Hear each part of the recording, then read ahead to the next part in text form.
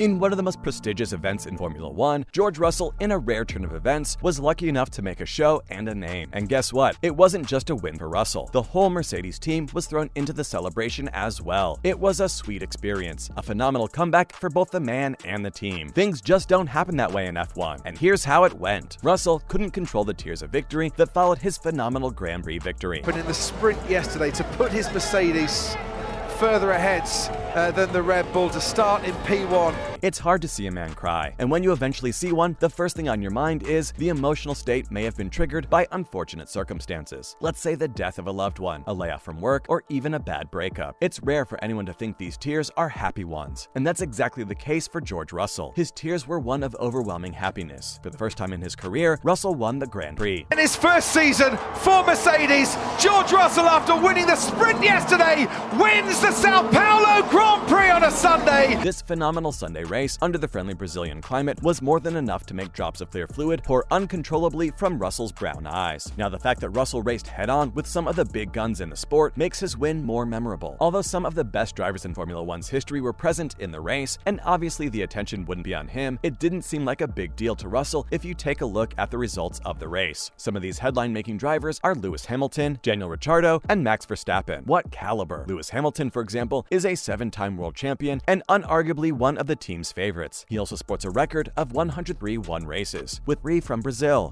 Well done, mate. What a weekend. Keep pushing. Keep pushing.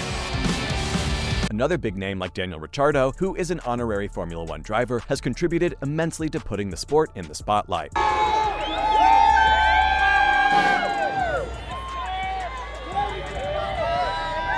Let's not even get started on Max Verstappen. That might take the whole day. And we'll know what it's like to win the Canadian Grand Prix. What up, mate? I'm not sure you can hear us. We can't hear you, but that was amazing.